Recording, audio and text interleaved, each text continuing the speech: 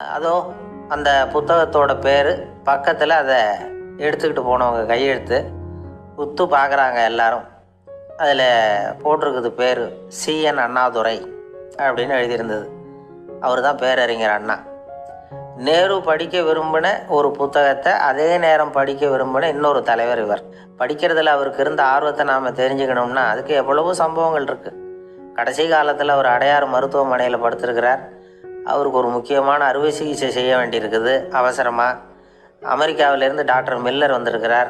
அவர்கிட்ட கேட்குறார், டாக்டர் நாளைக்கே அறுவை சிகிச்சை செய்ய போகிறீங்களா அப்படின்னு. ஆமாங்கிறார் டாக்டர் மில்லர். நாளைக்கு மறுநாள் செஞ்சுக்கிறேனே அப்படின்னாரான் அண்ணா. ஏன் ஏதாவது நாள் பார்க்குறீங்களான்னு கேட்டிருக்கார். இல்லை, ஒரு புத்தகத்தை படிச்சுக்கிட்டு இருக்கிறேன், அதை நாளைக்குள்ளே முடிச்சிருவேன், அதுக்கப்புறம் நான் இறந்தாலும் கவலை இல்லை அப்படின்னாரான் இவர். அவர் தான் அறிஞர் அண்ணா. சங்ககால நூல்கள்லேருந்து சமீபத்தில் வந்த நூல்கள் வரைக்கும் எல்லாம் அவர் படிச்சிருக்கிறார். ஒரு திருமண விழாவில் அவர் பேசும்பொழுது சொன்ன விஷயம் இது. சங்க காலத்தில் காதலியை மணக்க விரும்புகிறவனுக்கு அவனுடைய தந்தை வீர சோதனைகள்லாம் வைப்பார். போய் புலிப்பல் கொண்டுக்கிட்டு வா, அப்போ தான் என் பொண்ணை கொடுப்பேன் அப்படின்னு சொல்லுவார். காதலன் உடனே காட்டுக்கு போவான், ஒரு புலியை கொன்று அதனுடைய பல்லை கொண்டுக்கிட்டு வருவான். அதை வீர பதக்கத்தில் பதிச்சு அவனுக்கு மாமனார் சூட்டுவார் கல்யாண சமயத்தில்.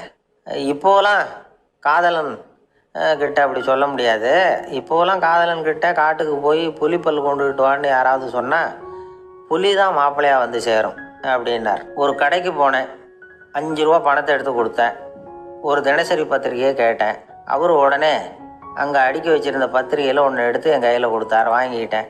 மீதி பணத்தை எடுத்தார். அதையும் என் கையில் கொடுக்கணும்ல, கொடுக்கல. எதிரில் இருந்த பலகையில் வச்சு எடுத்துக்க சொன்னார். எப்போவும் அவர் அப்படி தான் பண்ணுவார். நானும் எடுத்துக்கிட்டு வந்துடுவேன். இவர் ஏன் இப்படி பண்ணுறாருங்கிறது எனக்கு ரொம்ப நாளாக ஒரு சந்தேகம். ஒரு நாள் அவர்கிட்டயே இதை கேட்டுவிட்டேன். ஏங்க, நீங்கள் உங்கள் கடைக்கு வந்து பொருள்கள் வாங்குறவங்களுக்கு நீங்கள் பாக்கி சில்லறையை கொடுக்குறப்போ பலகையில் வச்சு விட்றீங்க, கையில் கொடுக்க மாட்டேங்கிறீங்களே, ஏன் அப்படின்னு கேட்டேன். காசை கையில் கொடுத்தா நம்மக்கிட்ட இருக்கிற லட்சுமி போயிடுவா சார் அப்படின்னார். அதாவது பணம் செலவாயிடும் அப்படின்னு அர்த்தமா. இன்னொரு நண்பர், அவர் ஒரு நாள் வழக்கத்துக்கு மாறாக ரொம்ப சோகமாக உட்காந்துருக்கிறார். ஏங்க என்னாச்சு, ஏன் இப்படி கப்பலே கவிழ்ந்தது மாதிரி உட்காந்துருக்குறீங்க அப்படின்னு கேட்டேன். கப்பலே கவிழ்ந்திருந்தா கூட நான் இப்படி கவலைப்பட மாட்டேன் சார், வேற ஒன்று நடந்து போச்சுன்னார். என்னன்னு கேட்டேன். என் உச்சந்தலையில் பல்லி ஒன்று விழுந்துட்டுதுன்னார். அதுக்காகவா இப்படி அப்படின்னு ஆச்சரியப்பட்டேன்.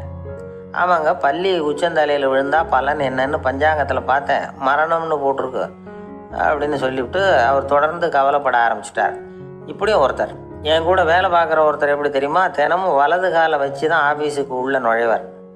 என்னைக்காவது தவறுதலாக இடது காலை வச்சு உள்ளே வந்துட்டார்னா அன்னைக்கு பூரா மனசு சங்கடப்படுவார். எந்த வேலையும் சரியாக ஓடாது. கேரம் போர்டு ஆடுற ஒருத்தர் எப்போ ஆட உட்காந்தாலும் ஸ்ட்ரைக்கரை கை தவறி கீழே விழுற மாதிரி பண்ணி அதுக்கப்புறம் அதை எடுத்துக்கிட்டு ஆட உட்காருவார். ஏன்னா எப்போவும் ஒரு தடவை நிஜமாகவே அது வந்து கை தவறி கீழே விழுந்திருக்குது.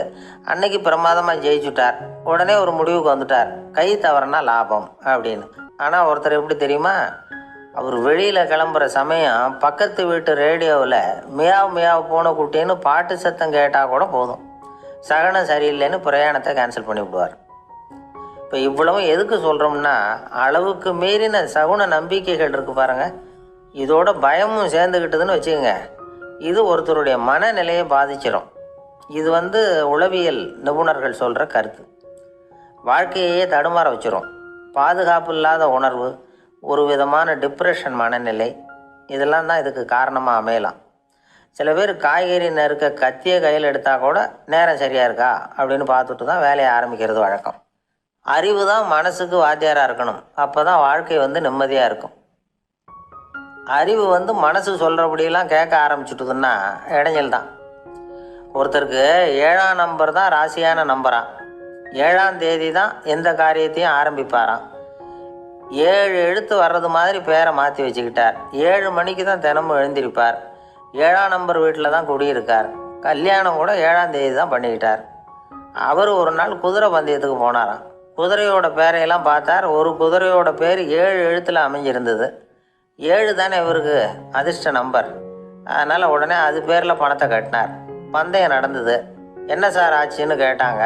நான் பணம் கட்டின அந்த என்னோட குதிரை 7ஆவதாக வந்து சேர்ந்தது சார் அப்படின்னாராம் சோகமாக.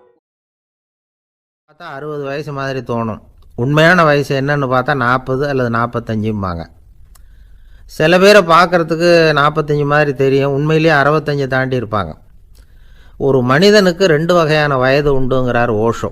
அதாவது உடம்புக்குன்னு ஒரு வயசு, மனசுக்குன்னு ஒரு வயசு. முதல் உலக மகாயுத்தம் நடந்தது இல்லையா, அது முடிஞ்சதுக்கப்புறம் முதல் தடவையாக மனிதனின் மூளை வளர்ச்சியை பற்றி மனநல வைத்தியர்கள் ஒரு கணக்கெடுப்பு சோதனை நடத்தினாங்களாம். அது வரைக்கும் மனிதனுக்கு 2 வகையான வயது உண்டுன்னு யாரும் சிந்தித்ததே இல்லையா. அந்த உலக மகாயுத்தம் முடிஞ்சதுக்கு அப்புறம் மனிதனுடைய சராசரி மனதின் வயதை கணக்கிட்டு பார்க்கும் பொழுது அவங்களுக்கெல்லாம் ரொம்ப அதிர்ச்சியாக இருந்துதான். ஏன்னா அது ரொம்ப பின்தங்கிய நிலையில் இருந்திருக்கு, வளர்ச்சி அடையாத நிலையில் இருந்திருக்கு.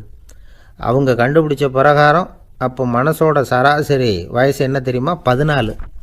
அப்படின்னா பார்த்துங்க, உடல் ரீதியாக ஒருத்தரோட வயசு 70 கூட இருக்கலாம், ஆனால் மனசோட வயசு 14 தான்.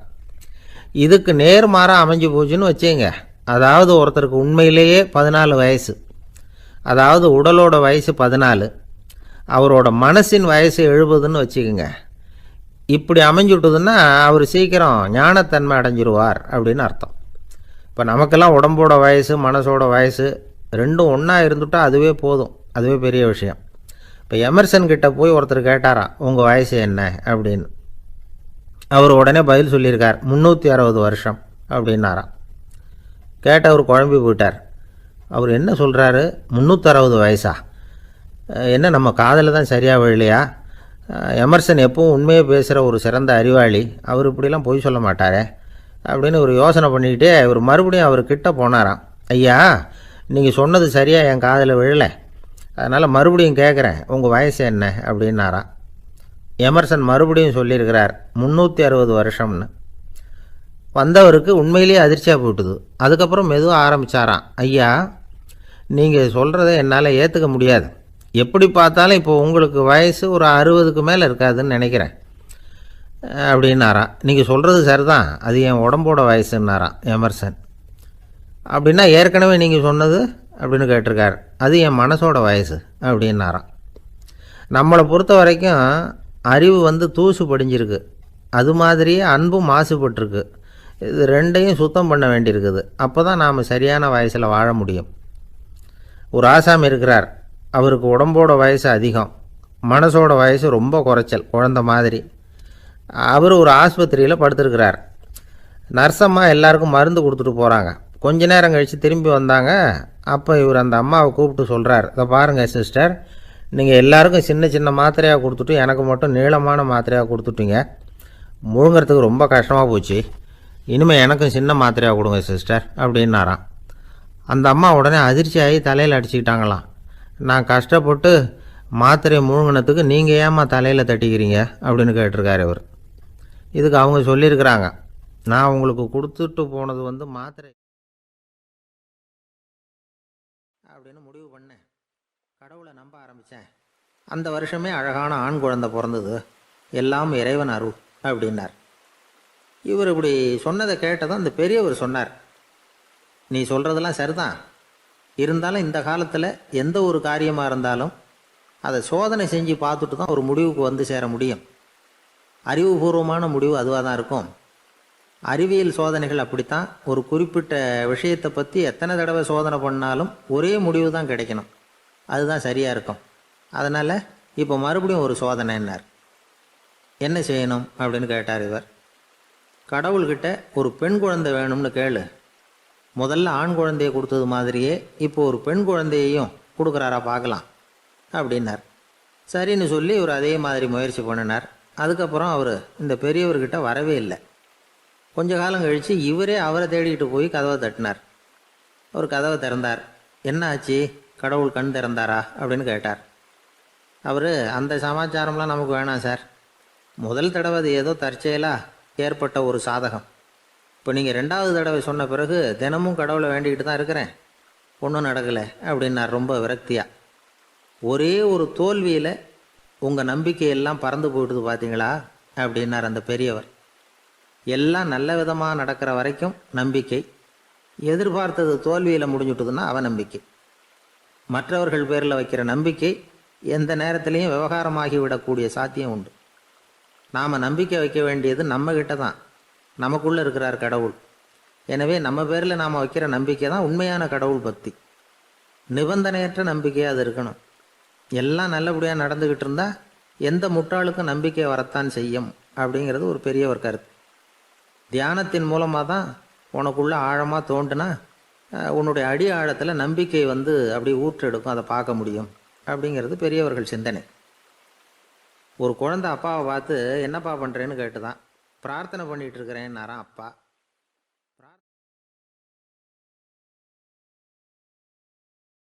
கிட்ட கேட்டுவிட்டார், என்னங்க இது இப்படி அப்படின்னு. அதுக்கு அவர் என்ன சொன்னார் தெரியுமா? இதை பாருங்க, என்னுடைய மனைவி பிறக்கிறதுக்கு முன்னாடி அவளுக்கு உயிரும் கிடையாது, உடலும் கிடையாது. அதுக்கு பிறகு தான் உயிர் வந்தது, உடல் வந்தது, அந்த உருவம் வந்தது. இப்போ என்ன ஆச்சு? அந்த உருவமும் உயிரும் போயிட்டுது, அவ்வளவுதானே. வந்தது போயிட்டுது. இளவேனில் காலம், இலையுதிர் காலம், பனிக்காலம், இப்படி பருவங்கள் மாறி மாறி வருது இல்லையா? அது மாதிரி பிறப்பும் இறப்பும் மாறி மாறி வருது. இது இயற்கை. இதுக்காக அழுதா அது எப்படி அப்படின்னாராம். ஞான தெளிவு அடைஞ்சவங்களுக்கு எல்லாமே சுகம்தான். திருவள்ளுவரும் அதை தான் சொல்கிறார். உறங்குவது போலும் சாக்காடு, உறங்கி விழிப்பது போலும் பிறப்பு. தூங்கிறதுக்கெல்லாம் நாம் வருத்தப்பட்டுக்கிட்ட இருக்கிறோமா? இன்றைக்கி தூங்க வேண்டியிருக்குதே, இன்னும் கொஞ்சம் நேரத்தில் நான் தூங்க வேண்டியிருக்கு அப்படின்னு சொல்லி யாராவது அழுதுகிட்டு இருப்பாங்களா? அதனால் இந்த உலக வாழ்க்கையினுடைய இயல்பை யதார்த்தத்தை நாம் தெளிவாக புரிஞ்சுக்கணும். அப்படி புரிஞ்சுக்கிட்டால் நாம் கவலை இல்லாமல் வாழ முடியும். ஒரு வயசான தாத்தா பாட்டி 60 வருஷத்துக்கு முன்னாடி அவங்களுக்கு கல்யாணம் ஆச்சு. ஒன்றாவே வாழ்ந்தாங்க, ஒன்றாவே இறந்து போனாங்க. இப்போ அவங்க 2 பேரும் சொர்க்கத்துக்கு போய் சேர்ந்தாங்க. அங்கே எல்லா வசதியும் இருந்தது. ஒரு பெரிய பங்களாவே இவங்களுக்கு ஒதுக்கி கொடுத்தாங்களாம். இதுக்கு எவ்வளவு வாடகைன்னு கேட்டார் தாத்தா. வாடகையெல்லாம் கிடையாது, இலவசம் அப்படின்னார் அங்கே இருந்தவர். அந்த வீட்டுக்கு பின்னாடி ஒரு பெரிய புல்வெளி இருந்தது. இதில் விளையாட ஏதாவது கட்டணம் உண்டான்னு கேட்டிருக்கார் தாத்தா. அதெல்லாம் ஒன்றும் கிடையாது, பணம்லாம் கட்ட வேண்டியதில்லை அப்படின்னார் அவர். பக்கத்தில் ஹோட்டல் மாதிரி ஒரு பெரிய கட்டடம், உள்ள சாப்பாட்டு மேஜைகள், அது மேலே விதவிதமான பலகாரங்கள். சாப்பாட்டுக்கெல்லாம் எவ்வளவு அப்படின்னு விசாரித்தாராம் தாத்தா. அதுதான் சொன்னேனே, இங்கே எல்லாமே இலவசம்தான், எது வேணும்னாலும் சாப்பிட்லாம், எவ்வளவு வேணும்னாலும் சாப்பிட்லாம் அப்படின்னாராம். நீங்கள் சொல்கிறீங்க அப்படி, ஆனால் நான் சர்க்கரை சேர்த்துக்கக்கூடாது, உப்பு சேர்த்துக்கக்கூடாது, பாட்டி கையால் எப்பவும் பத்திய சாப்பாடு தான் அப்படின்னாராம் தாத்தா. இதை பாருங்கள், இங்கே உங்களுக்கு அந்த கவலையும் வேண்டியதில்லை. இங்கே நீங்கள் ஸ்வீட்டு சாப்பிட்லாம், காரம் சாப்பிட்லாம், உங்களுக்கு எந்த நோயும் வராது அப்படின்னாராம் அங்கே சொர்க்கத்தில் இருந்தவர். இதை கேட்ட உடனே அந்த தாத்தா பக்கத்தில் நின்ன பாட்டியை பார்த்து கத்துனாராம், அடி பாவி, எல்லாத்தையும் கெடுத்துட்டியே, நீ எனக்கு பத்திய சாப்பாடு போடாமல் கண்டதை திங்க விட்டுருந்தா 10 வருஷத்துக்கு முன்னாடியே நான் இங்கே சேர்ந்துருப்பேனே அப்படின்னாராம். ஒரு காட்டில் ஒரு முனிவர் இருந்தார். ஒரு நாள் அவரை தேடிட்டு 4 பேர் வந்தாங்க. சுவாமி, எங்களுக்கு ரொம்ப நாளாக ஒரு சந்தேகம்னாங்க. என்னன்னு கேட்டார். இந்த உலகத்தில் எவ்வளவோ காரியங்கள் நடக்குது, எது நியாயம் எது அநியாயம் அப்படின்னு புரிஞ்சிக்க முடியலன்னாங்க. அது யாராலையும் புரிஞ்சிக்க முடியாதுன்னார் முனிவர். வந்தவங்களுக்கு ஆச்சரியமாக போச்சு, ஒரு மாதிரியாக பார்த்தாங்க. இதை முனிவர் கவனிச்சார். சரி, புறப்படுங்க என்னோடன்னார். எங்கன்னு கேட்டாங்க. இப்போ உங்கள் 4 பேரையும் ஒரு புஷ்பக விமானத்தில் அழைச்சிட்டு போகிறேன். இந்த உலகத்தில் சர்வசாதாரணமாக நடக்கக்கூடிய ஒரு காட்சியை உங்களுக்கு காட்ட போகிறேன். நீங்கள் பார்க்க போகிற அந்த காட்சி நியாயமா அநியாயமா அப்படிங்கிறத என்கிட்ட சொல்லணும். நீங்கள் சரியான பதில் சொன்னால் புஷ்பக விமானத்தில் தொடர்ந்து பிரயாணம் பண்ணலாம். தவறான பதில் சொன்னால் இந்த புஷ்பக விமானம் உங்களை கீழே தள்ளி விட்டுரும் அப்படின்னார். 4 பேருக்கும் பயந்தான். இருந்தாலும் முனிவர் கூப்பிடுறாரு அப்படின்னு சொல்லி புறப்பட்டாங்க. அவங்க எல்லாரும் புறப்பட்டு ஒரு காட்டு வழியாக போய்கிட்டு இருக்கிறாங்க புஷ்பக விமானத்தில். அங்கே நடக்கிற ஒரு காட்சியை காட்டுறார் முனிவர். அதோ அங்கே பாருங்கன்னார். அந்த விமானத்தில் இருந்தபடியே எல்லாரும் கீழே குனிஞ்சு பார்க்குறாங்க. அங்கே ஒரு தாய் புலி அப்போ தான் குட்டி போட்டிருக்கு. குட்டிகளை ஈன்ற உடனே பசிக்கு இறை தேடி அந்த பக்கமாக வருது. அதே நேரம் ஒரு தாய் மான், அதுவும் அப்போ தான் குட்டி போட்டிருக்கு. அதுவும் இதே மாதிரி குட்டிகளை ஈன்ற உடனே பசிக்கு இறை தேடி அந்த பக்கமாக வருது. இப்போ அந்த புலி அந்த மானை அடித்து போட்டுவிடுது. அதுவும் சாப்பிடுது, குட்டிகளுக்கும் கொடுக்குது. இப்போ அந்த புலிக்குட்டிகள் முகத்தில் மகிழ்ச்சி, தாயை இழந்த அந்த மான் குட்டிகள் முகத்தில் துக்கம். இப்போ அந்த முனிவர் 4 பேர்கிட்டையும் கேட்குறார், நீங்கள் இங்கே பார்த்தீங்களே, இதில் எது நியாயம் எது அநியாயம்? ஒவ்வொருத்தராக சொல்லுங்கள். உங்கள் பதில் சரியில்லைன்னா இந்த விமானம் உங்களை கீழே தள்ளி விட்டுரும். சொல்லுங்க பார்க்கலாம்னார். முதல்ல ஒருத்தன் சொன்னான், அந்த புலி செஞ்சது சரிதாங்க, அது பசிக்கு அதுதான் ஆகாரம், தன்னுடைய பசிக்கு தானே இறை தேடிக்கிட்டுது, அதில் என்ன தப்பு, அவ்வளவுதான், அதனால் புலி செஞ்சது நியாயம்தான் அப்படின்னா. அவ்வளவுதான், அந்த விமானம் அவனை அப்படியே கீழே தள்ளி விட்டுட்டுது. அதனால் அவன் கொடுத்த பதில் சரியில்லை அப்படிங்கிறது புரிஞ்சு போச்சு. இப்போ ரெண்டாவது ஆள் சொன்னான், புலி செஞ்சது பாவம், அந்த தாய்மான் என்ன தப்பு பண்ணிச்சு, இப்போ அந்த குட்டிகளுக்கு யார் ஆதரவு, அதனால் புலி செஞ்சது அநியாயம் அப்படின்னா. அவ்வளவுதான், அவனையும் கீழே தள்ளி விட்டுட்டுது அந்த விமானம். இந்த பதிலும் சரியில்லை அப்படின்னு ஆயிட்டுது. இப்போ மூணாவது ஆள் வந்தான். முதல்ல 2 பேர் கீழே விழுந்ததை பார்த்துக்கிட்டு இருந்தான். அதனால் அவன் சொன்னான், ரெண்டுமே நியாயந்தாங்க, புலி இறை தேடினதும் இயற்கை, அதுக்கு மான் இறையானதும் இயற்கை, அதனால் இதில் ஒன்றும் தப்பு இல்லைன்னா. அவ்வளவுதான், அவனையும் அந்த விமானம் கீழே பிடிச்சி தள்ளி விட்டுது. இப்போ நாலாவது ஆள் வந்தான். முனிவர் கேட்டார், நீயாவது சொல்லுப்பா, இந்த செயலில் எது நியாயம்னார். அவன் தெளிவாக பதில் சொன்னான். அதாவது என்ன சொன்னான்னா, எனக்கு தெரியல அப்படின்னா. அவனை விமானம் கீழே தள்ளலை, சௌரியமாக அழைச்சிட்டு போட்டுது. இவனும் பிரயாணம் சௌக்கியமாக பண்ணானான். ஆக இதுதான் சரியான பதிலுங்கிறத முனிவர் உணர்த்தினார். இந்த கதையிலிருந்து நாம் புரிஞ்சுக்க வேண்டியது என்னென்னா, இந்த உலகத்தில் எவ்வளவோ காரியங்கள் நடக்குது, அதெல்லாம் ஏன் அப்படி நடக்குதுங்கிறதுக்கு எப்பேற்பட்ட பண்டிதராலும் பதில் சொல்ல முடியாது. தெரியாததை தெரியாதுன்னு ஒத்துக்கிட்டா வாழ்க்கை பிரயாணம் சுகமாக இருக்கும். அதனால் தேவையில்லாத விஷயங்களை புரிஞ்சுக்கிறதுக்கு நேரத்தை செலவு பண்ணிகிட்டு இருக்கக்கூடாது. வாழ்க்கையை குழப்பிக்கக்கூடாது. வாழ்க்கைக்கு தேவையானது என்னவோ அதை மட்டும் புரிஞ்சுக்கிட்டா போதும். இந்த காலத்து ஆள் ஒருத்தன் ஒரு பெரியவரை தேடி வந்தான். ஐயா, ஒரு சந்தேகம்னா. என்ன உன்னுடைய சந்தேகம்னார். பகுத்தறிவுன்னா என்ன, விதின்னா என்ன அப்படின்னு கேட்டான்.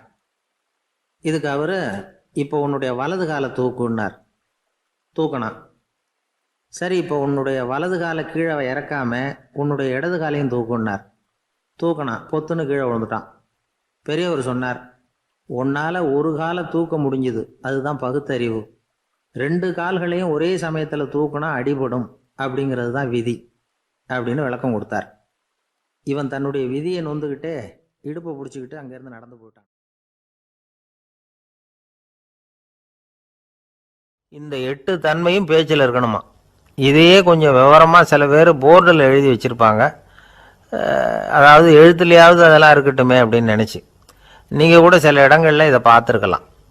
அதாவது உண்மையே பேசுக, நன்மையே பேசுக, அன்பாக பேசுக, நிதானமாக பேசுக, இனிமையாக பேசுக, ஆழமுடையதாக பேசுக, சமயமறிந்து பேசுக, சபையறிந்து பேசுக, இப்படி எழுதி வச்சுருப்பாங்க. இந்த 8 அம்சமும் சரியாக பொருந்தி இருந்தால் தான் அது பேச்சு. மற்றதெல்லாம் பேச்சாகிடாது. பேச்சு ஒரு சிறந்த கலை. எல்லாத்தையும் விட பேசாமல் இருந்தும் பழகணும், அது ரொம்ப முக்கியம். உண்மையே பேசணும். சத்தியத்துக்கு மதிப்பு கொடுக்குறவங்கள தான் சரித்திரம் மதிக்கும். உண்மை பேசினா மட்டும் போதாது, அந்த உண்மையில் நன்மை கலந்துருக்கணும். கொலைகாரனுக்கு பயந்துக்கிட்டு ஒருத்தன் உங்கள் வீட்டுக்குள்ளே ஒளிஞ்சிருக்கிறான். அந்த முரட்டை ஆசாமி கையில் அறிவாளோடு அவன் இங்கே வந்தானான்னு உங்ககிட்ட கேட்குறான்னு வச்சுங்க. உண்மை தான் உயர்வு தரும் அப்படின்னு நினச்சிக்கிட்டு, ஆமாம் உள்ளே தான் இருக்கிறான், அடுப்பங்கரையில் குதிருக்கு பின்னாடி உட்காந்துருக்கிறான், போய் பிடிச்சிட்டு போங்க அப்படின்னு நான் சொல்லுவீங்க. அது நன்மை இல்லாத உண்மை. அதனால் பிரயோஜனம் கிடையாது. அதே மாதிரி உங்கள் பேச்சில் அன்பு இருக்கணும், நிதானம் இருக்கணும், இனிமை இருக்கணும், சிந்தித்து பேசணும், சமயம் அறிந்து பேசுகிறதும் முக்கியம். அதை பற்றி நமக்கு வேறு யாரும் சொல்லிக் கொடுக்க வேண்டியதில்லை. எந்த நேரத்தில் யாருக்கிட்ட எப்படி பேசினா காரியம் நடக்கும் அப்படிங்கிறது நமக்கு நல்லா தெரியும். அது கைவந்த கலை. அவையறிந்து பேசுகிற திறமை பேச்சாளர்களுக்கு ரொம்ப அவசியம். அது இல்லைன்னா நிலைமை பரிதாபமாகிடும். ஒரு பேச்சாளர் ரொம்ப மும்முரமாக பேசிக்கிட்டே இருந்தாராம். ரொம்ப நேரம் நிறுத்தவே இல்லை, பேசிக்கிட்டே இருக்கிறார். சபையில் இருந்தவங்கெல்லாம் ஒவ்வொருத்தராக எழுந்திரிச்சு போய்கிட்டே இருக்கிறாங்க.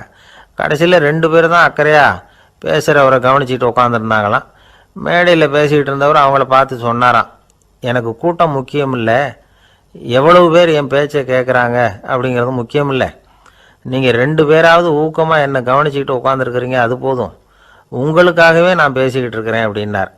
இதை கேட்டதும் உட்காந்துருந்த 2 பேரில் ஒருத்தர் எழுந்திரிச்சு, அப்படி இல்லைங்க, நாங்கள் 2 பேரும் நீங்கள் பேசி முடித்த உடனே தொடர்ந்து பேச வேண்டிய ஆளுங்க, அதுக்காக தான் காத்துக்கிட்டு இருக்கிறோம், சீக்கிரம் முடிங்க அப்படின்னாங்களாம்.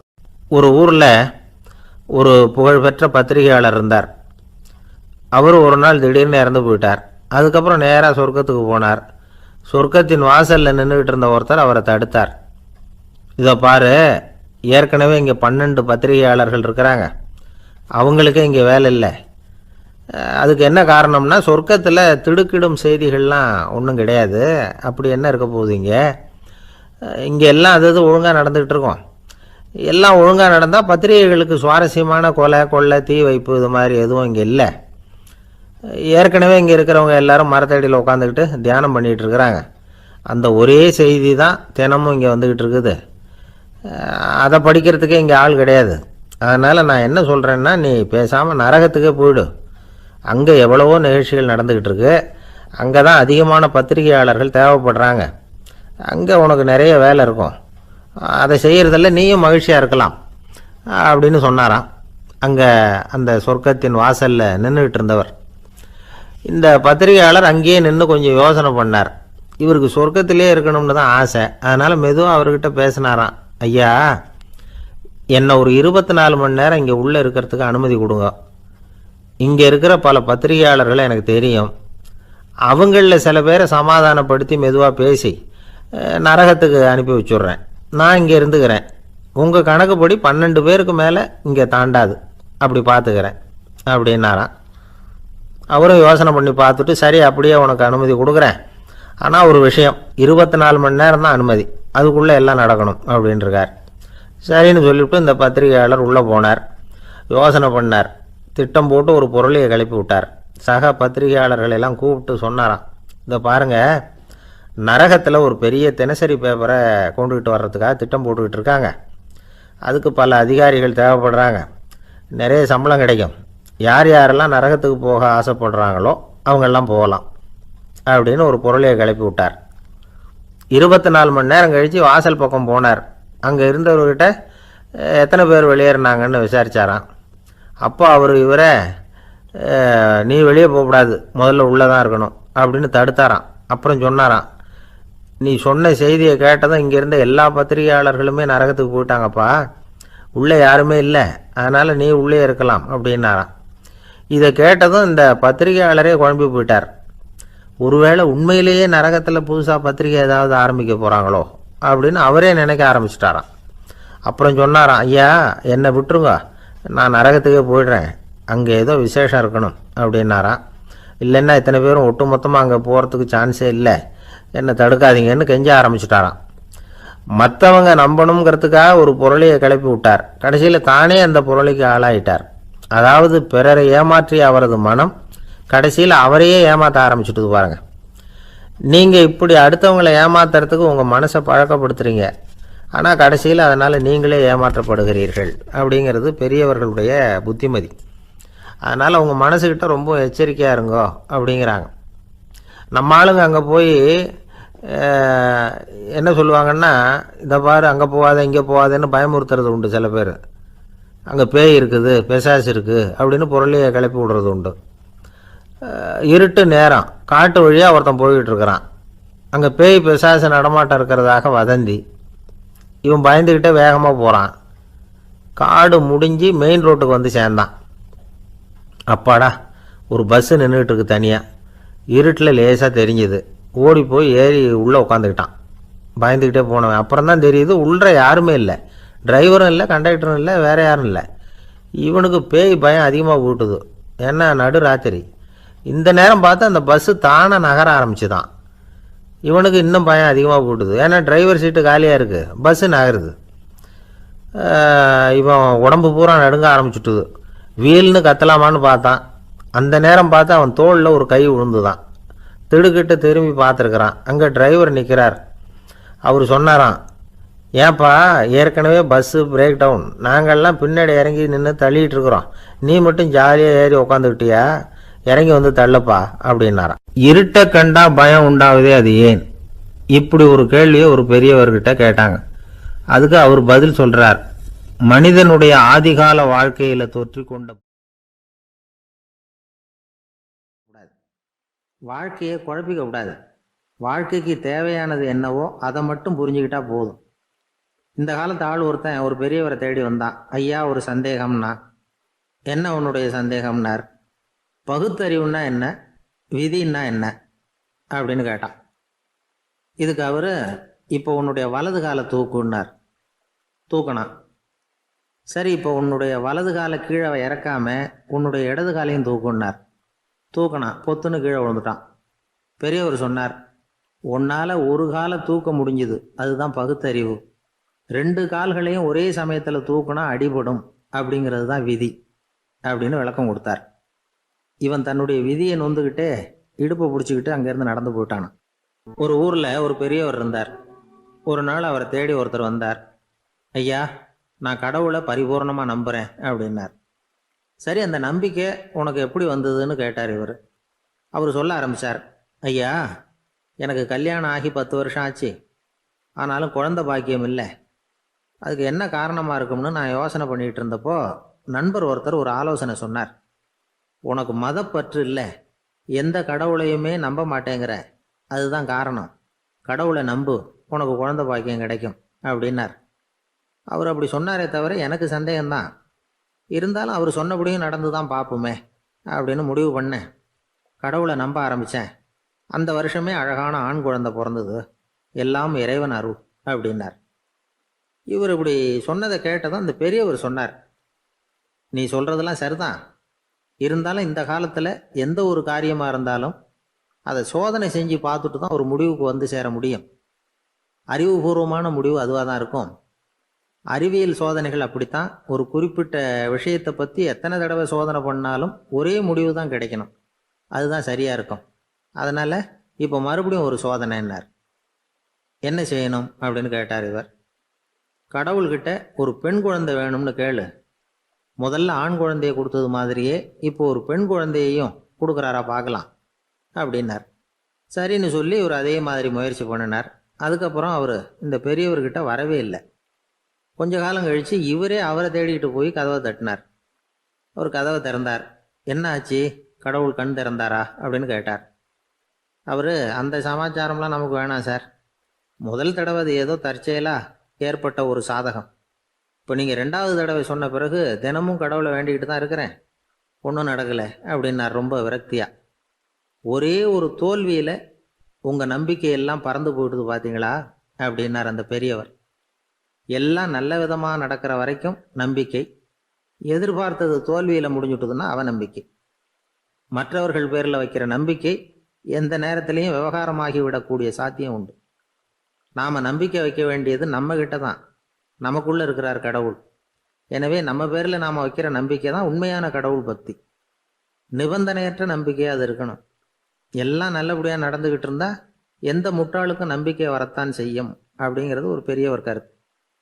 தியானத்தின் மூலமாக தான் உனக்குள்ள ஆழமாக தோண்டுனா உன்னுடைய அடி ஆழத்தில் நம்பிக்கை வந்து அப்படி ஊற்றெடுக்கும், அதை பார்க்க முடியும் அப்படிங்கிறது பெரியவர்கள் சிந்தனை. ஒரு குழந்தை அப்பாவை பார்த்து என்னப்பா பண்ணுறேன்னு கேட்டுதான். பிரார்த்தனை பண்ணிகிட்டு இருக்கிறேன்னாரான் அப்பா. பிரார்த்தனை பண்ணுனா என்ன கிடைக்கும் அப்படின்னு கேட்டுதான் குழந்தை. எல்லாம் கிடைக்கும் அப்படின்னாரான் அப்பா. நீ வச்சிருக்கிறிய பேனா அது கூட கிடைக்குமான்னு கேட்டுதான் குழந்தை. ஓ, கிடைக்குமேன்னு இருக்கார்.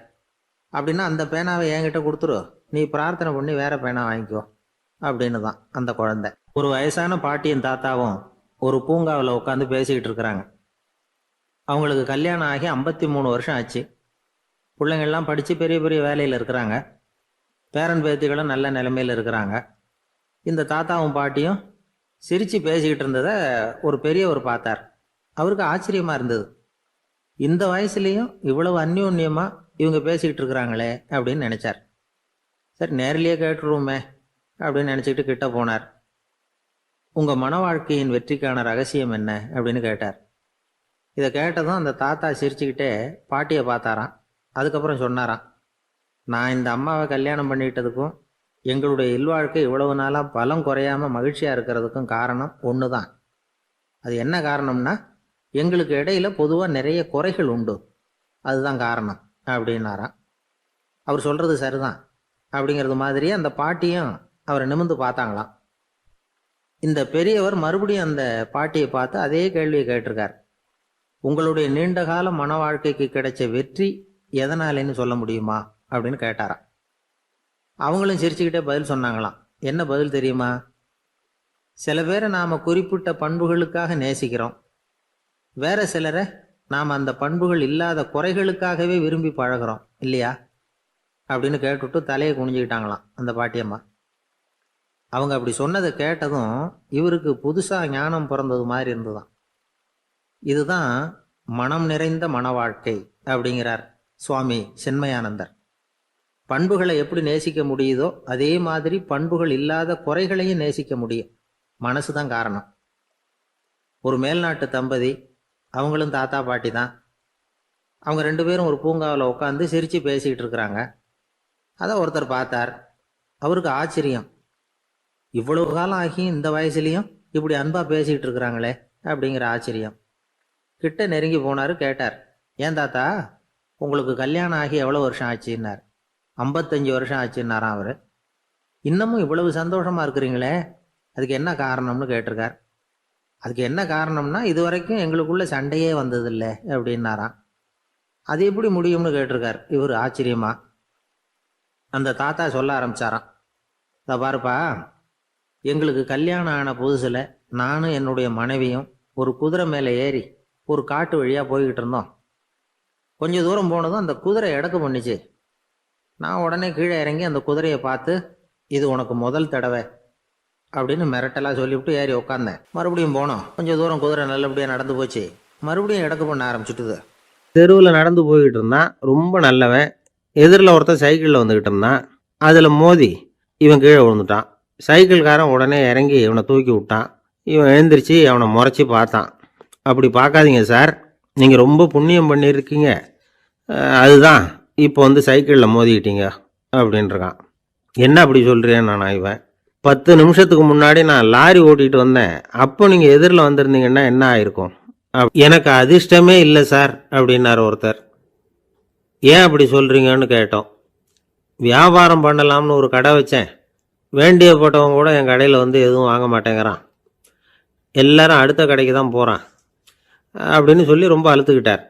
இதுக்கு போய் அதிர்ஷ்டம் இல்லைன்னு சொல்லாதீங்க, வாடிக்கையாளர்களை வந்து கவர்றது எப்படிங்கிறது உங்களுக்கு தெரியல, அதுதான் குறை அப்படின்னும்.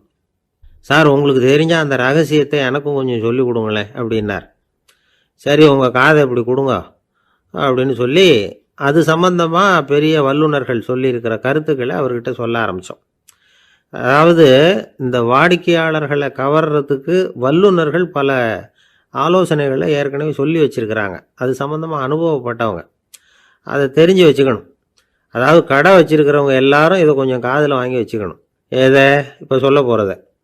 எப்பவும் பணத்தை சம்பாதிக்கிறதுலையே குறியாக இருக்கக்கூடாதான். அதை விட முக்கியமாக நீங்கள் சம்பாதிக்க வேண்டியது வாடிக்கையாளர்களுடைய மன நிறைவு. வர்றவங்க திருப்தியோடு போகணும், அது முக்கியம், அதில் கவனமாக இருக்கணும்.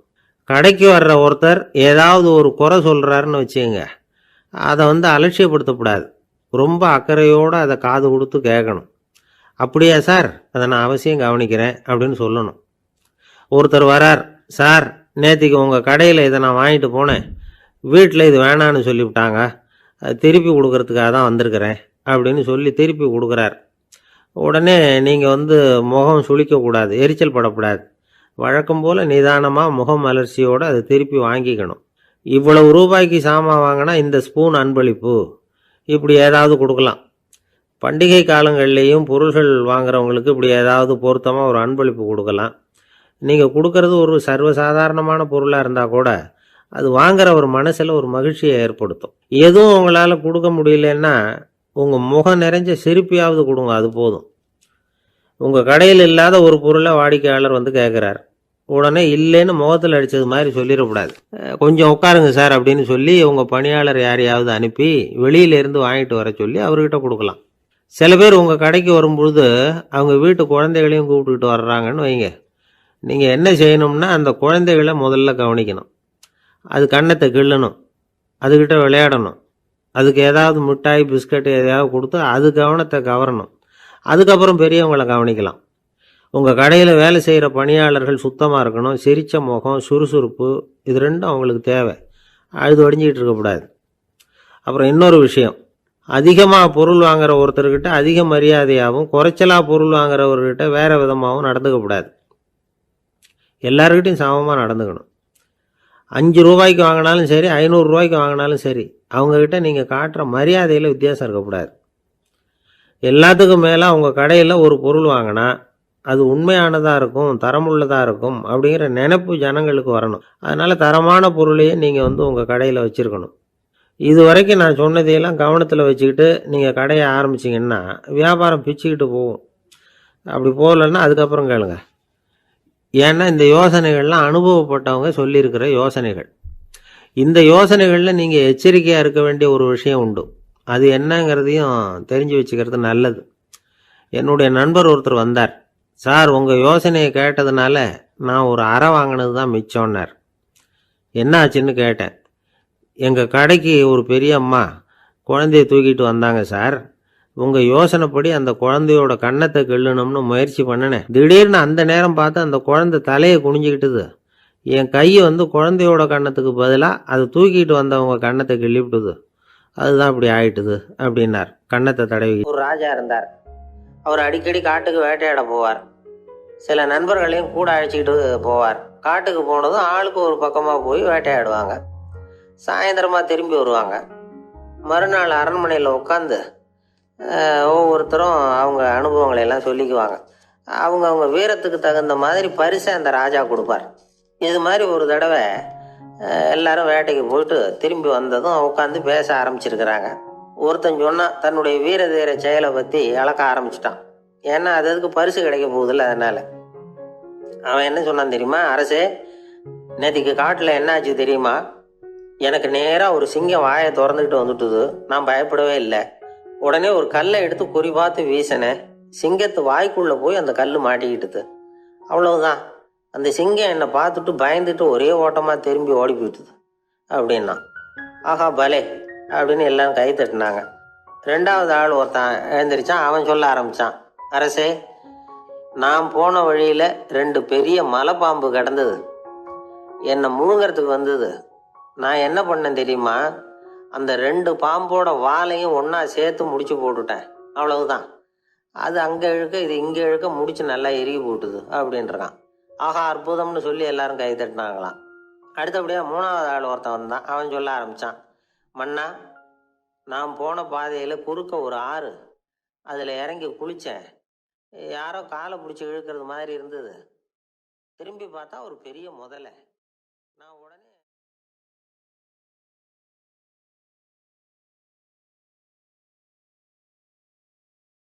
திடீர்னு நல்லவங்களா ஆகிடுவாங்க போல இருக்கு. அதனால தான் விடாமல் பேய் மழையாக கொட்டி தீர்த்துடுது.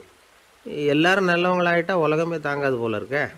அப்பப்போ ஒருத்தர் 2 பேர் நல்லவங்களாகணும். அப்போ தான் சீராக மழை பெய்யும். மாதத்துக்கு 3 பேர் நல்லவங்களானா மாதம் மும்மாரி பொழியும். இதெல்லாம் வேடிக்கை பேச்சு. இப்போ இதெல்லாம் ஒரு பக்கம் இருக்கட்டும். இப்போ விஷயத்துக்கு வருவோம். ஒரு கும்பலில் நல்லவன் யார் அப்படிங்கிறத எப்படி கண்டுபிடிக்கிறது? இதுக்கு ஒரு வேடிக்கை கதை உண்டு. என்னுடைய நண்பர் ஒருத்தருக்கு அவங்க பாட்டியம்மா சொன்ன கதையும் அது. அது என்ன கதைன்னா, ஒரு ஊரில் ஒரு சமயம் பலமான மழை பெய்ய ஆரம்பிச்சுட்டு தான். இடி மின்னல் ரொம்ப கடுமையாக இருந்திருக்குது.